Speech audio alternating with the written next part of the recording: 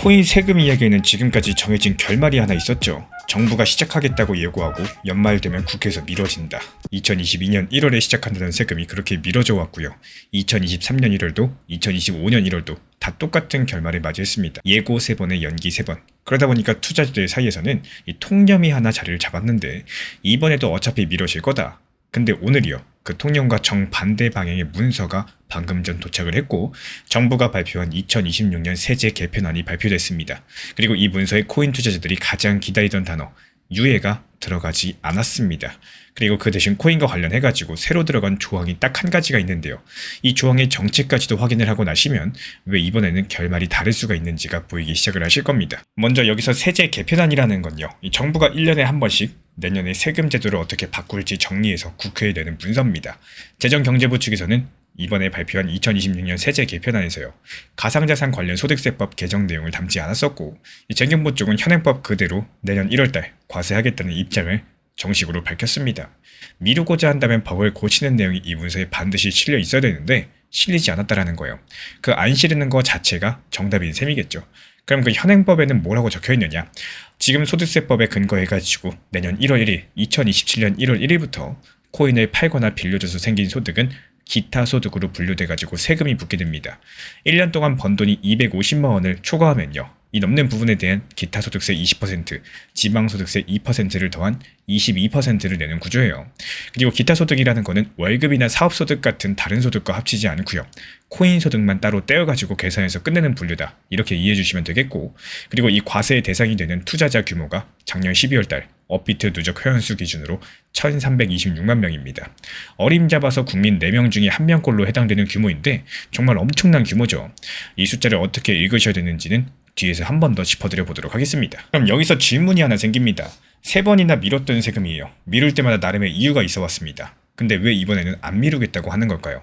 지금 대한민국 정부는 도대체 뭘 믿고 이렇게 단호해진 건지 이 정답을 찾으시려면 이 세금이 지나온 과정들을 잠깐만 정리하고 가셔야 됩니다. 이 세금에 근거되는 소득세법은 2020년 12월 국회를 통과했었고 원래는 2022년 1월 시행이 예정이었습니다.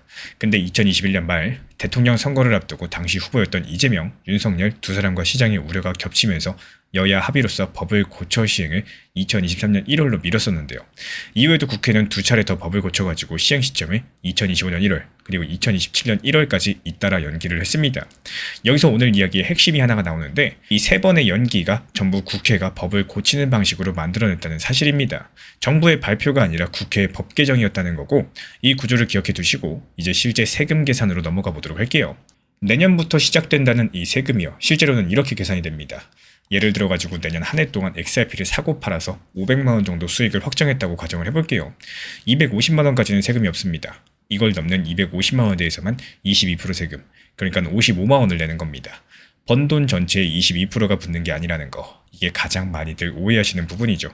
그리고 두 번째는 시간표입니다. 내년 1월 1일 이후에 거래부터 계산 대상이고 그 1년치를 모아가지고 실제로 신고하고 납부하는 거는 2028년 5월달입니다. 뒤집어서 말씀을 드리자면요. 올해 12월 30일까지 확정한 수익에는 이 세금이 붙지 않는다라는 거예요. 그리고 세 번째, 그럼 예전에 사둔 코인들은 얼마에 산 걸로 계산하느냐? 이 질문이 당연히 나올 텐데요. 시행 전부터 보유하고 있던 코인들은 실제로 매수한 가격과 올해 12월 31일 이 당시의 시세 가운데 이 두 가지 중에 더 큰 금액을 취득가로 인정하는 규칙이 이미 소득세법이 마련되어 있습니다. 과거 상승분까지 소급해서 걷는 구조가 아니라는 뜻인 거고요. 마지막으로 스테이킹 보상처럼 사고 파는 것 이외의 방식으로 생기는 소득들, 이거는 새로운 수익 유형별 기준들을 국세청이 올해 안에 내놓게 될 고시로서 정하게 될 예정이에요. 여기까지가 제도의 기본 틀이고 이제 아까 그 질문으로 돌아가 보겠습니다. 지금 대한민국 정부는 뭘 믿고 이번에는 안 미루겠다고 하는 걸까요? 오늘 발표문 안에 그 단서가 하나 들어있었는데요. 유예는 빠졌다라고 말씀드렸죠. 근데 이번 개편안에 코인과 관련된 새로 들어간 조항이 딱 한 가지가 있습니다. 상속세랑 증여세 조사의 실효성을 높이기 위해서 가상자산 거래소를 금융재산 일괄조회 질문조사권 행사 대상에 추가한다는 내용인데 이걸 조금 풀어서 설명드리면 이렇습니다. 지금까지 세무당국이 상속이나 증여를 조사할 때는 은행이나 증권사 같은 금융기관에 한꺼번에 특정인의 계좌를 조회해달라 이렇게 요청이 가능했습니다. 근데 앞으로는 그 조회 대상 명단에 코인 거래소가 나란히 들어간다는 뜻인데요. 같은 날 같은 문서에서 정부는 밀어주는 조항은 빼고 들여다보는 조항은 넣었죠. 저는 이 배치 자체가 답이라고 읽었습니다. 말로는 현행법대로 하겠다 이 한 줄이 전부였었지만요. 문서에 실제로 적어놓은 거는 미룰 준비가 아니라 오히려 더 거둘 준비 쪽이었다는 겁니다. 그리고 이 판단을 받쳐주는 시간표가 나라 밖에도 있죠. 코인 세금을 둘러싼 오래된 통념이 하나 더 있습니다.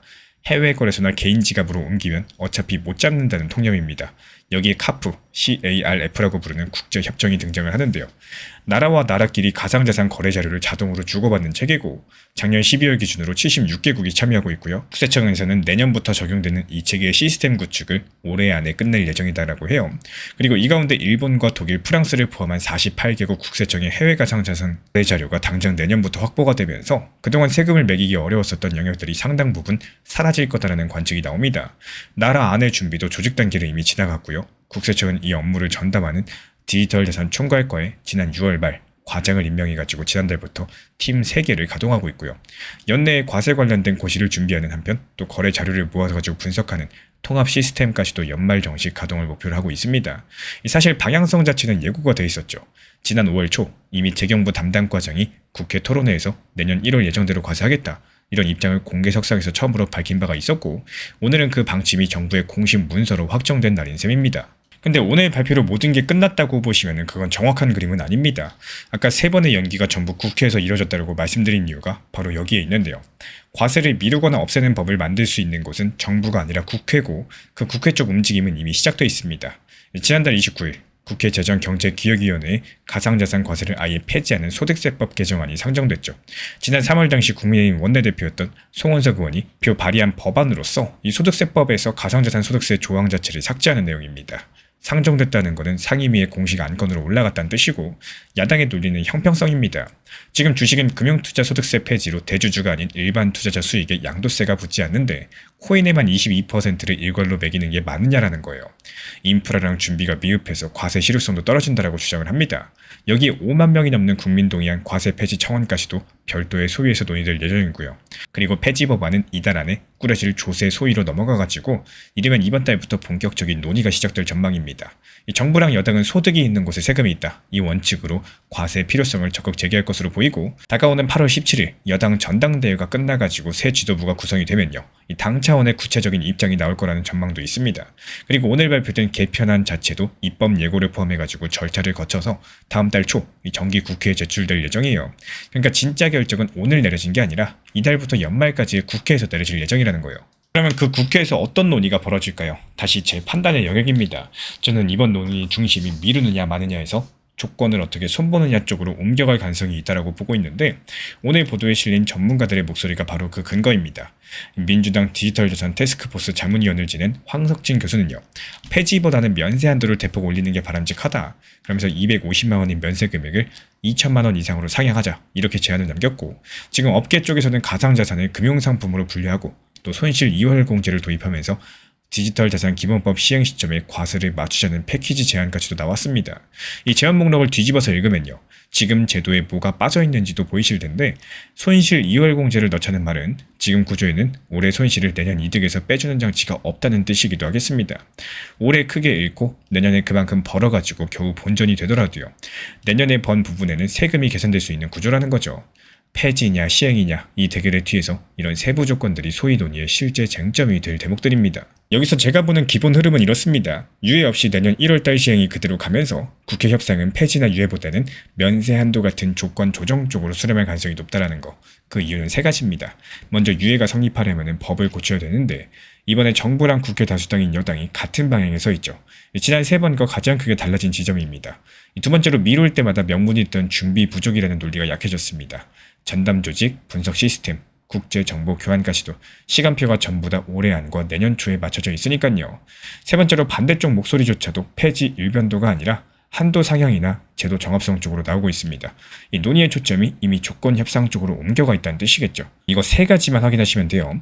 이달 중에 구성될 조세 소위의 첫 번째 논의에서 나오는 문구, 다음 달 초 정부안 제출 이후의 상임위 일정, 그리고 연말세법 처리 때의 최종 조문입니다. 그래서 오늘 확정된 건 법이 아니라 정부의 방향이고요. 다만 그 방향이 공식 문서로 나온 첫날이고 이번에는 미루자는 쪽이 법을 바꿔야 되는 처지가 됐다는 점에서 지난 3번과는 사정이 다릅니다. 이 대한민국 정부는 2026년 세제 개편안에서 가상자산 과세 유예를 뺐고요. 현행법대로 내년 1월 시행이라는 입장을 문서로 확정했습니다. 같은 문서에서는 거래소를 상속과 증여조사 때 일괄 조회하는 조항이 새로 들어갔고 국제정보교환과 전담조직까지도 이 과세 준비 시간표는 올해 안에 맞춰져 있습니다. 다만 폐지 법안이 이미 국회에 상정돼서 이달부터 조세 소위 논의가 시작이 되는 만큼요. 이 마지막 결론은 연말 국회의 몫으로 남아 있습니다. 그렇다면 그 소위에서 먼저 다뤄질 단어는 유예의 부활일까요? 아니면 250만 원이라는 숫자의 조정일까요?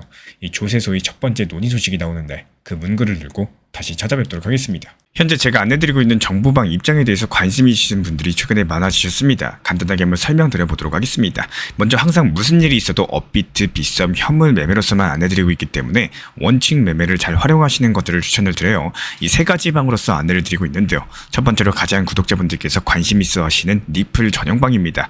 리플 전용방에서는 말 그대로 리플에 대해서 집중적으로 단기 고점과 저점, 그리고 장기적인 관점에 대한 타점과 리플에 대한 시장 브리핑을 안내드리는 방이고요. 이 리플 전용방에서 안내드리고 있는 정보방 타점으로 단기 고점과 단기 저점에 대한 타점을 활용을 하시되 신경 쓰는 매매가 아니라 목표가에 미리 걸어놓고 미국 시장이 활발한 새벽 시간대 혹은 업무 시간대도 신경 안 쓰면서 수익 실현과 저점 추가 매수 타점을 활용하는 방향으로서 안내 도움 드리고 있어요. 리플에 무조건 장기적으로만 보는 게 아니라 메인 비중은 장기적으로 보유하시되 일부 비중은 단기 고점과 저점을 살려가면서 비중과 수량을 늘려나가고 평균 단가를 낮추는 전략으로서 운영하시는 것들을 항상 추천을 드립니다. 그리고 두 번째로 단기 타점의 종합방입니다. 리플을 몰빵으로 장기적으로만 보유하다 보면 결국에 시장의 흐름을 놓치게 되기 때문에 적당한 알트코인들을 비중을 활용하시면서 적극적으로 투자 전략으로 살려나가는 게 정말 중요합니다. 예를 들어 가지고 좋은 엔진의 리플 코인을 보유했으면 그 엔진이 잘 활용될 수 있도록 좋은 기름과 엔진 오일의 역할이라고 생각을 하시면 되는 거예요. 안내드리고 있는 단기 타점의 목표 타점, 성향은 말 그대로 단기적으로만 접근하시는 걸 항상 추천을 드리고 있습니다. 간혹 지금 시장이 안 좋은 단기적인 알트코인이 가능하냐 이렇게 생각하시는 분들도 계신데요. 지금 시장에서 단기 타점이 불안하다라고 느끼시거나 알트코인을 공략하는 게 맞나 이렇게 생각하시는 가장 큰 이유 중에 하나는 시장의 테마에 맞는 코인이 아니라 이미 급등이 나왔거나 주목을 받고 있지 못한 코인들을 공략을 하거나 혹은 목표 타점이 비정상적으로 높거나 혹은 순간적으로 움직임이 나올 수 있는 단기 고점의 타점을 찾지 못해서라고 생각을 해요. 결국에 투자 시장은 순환적으로만 흘러가기에 적당한 알트코인들을 비중에 맞춰가지고 병행하면서 여기서 나온 수익들로 리플의 단기 저점 매수의 계획을 통해 가지고 하나의 톱니바퀴처럼 움직이도록 내 포트폴리오를 구성을 할 줄 아셔야 됩니다. 타점은 말 그대로 단기 타점답게 수익 실현하고 나면 사실 그 이후에 더 상승하던 떨어지던 크게 신경 쓸 필요가 없겠죠. 시간 또한 바빠가지고 걱정할 필요가 없는 게 항상 말씀드린 이 목표 타점에 미리 걸어두면은 신경을 쓸 필요가 없다는 점을 반드시 생각을 하셔야 됩니다. 그리고 세 번째로는 종합 브리핑방인데요. 중요할 수 있는 속보, 시장 브리핑에 대한 핵심 내용들을 전달드리면서 시장이 어떻게 흘러가고 앞으로의 시장이 어떻게 움직일까 이런 중요 핵심 내용 같은 것들을 전달드릴 뿐만 아니라 메이저 코인과 그리고 스윙과 중장기적인 타점에 대해서 안내드리면서 단기적 관점보다는 조금 보유 기간이 있다라고 하더라도 목표 타점 자체를 높게 보는 방향으로서 안내드리고 있는 방입니다. 대표적으로 최근에 도지코인에 대해서도 목표 타점을 높게 276원의 종합 브리핑방에서 타점 안내드리면서 여유롭게 약 5일 정도 보유하면서요. 도지코인이 상승이 연달아 나오고 있을 때 오히려 과감하게 370원의 목표 타점을 안내드렸습니다. 이렇게 상승이 잘 나오고 있을 때는 대부분 여기서 더 오르는 게 아닌가 이렇게 생각을 하시는 분들이 많이 계시겠지만 항상 적당한 고점에서 수익 실현하는 것들을 목표로 잡는 게 정말 중요하다고 말씀을 드려요. 이렇게 세 가지 방 입장 안내드리고 있기 때문에 항상 업비트, 빗썸으로서 현물에 대해서 안내드리고 있습니다. 비중 조절과 원칙 매매를 통해서 일하거나 바쁜 와중에 신경 쓰시는 매매보다는요. 여유롭게 매도 걸어놓고 편하게 신경 안 쓰시면서 제대로 운영하시기를 추천을 드리겠습니다.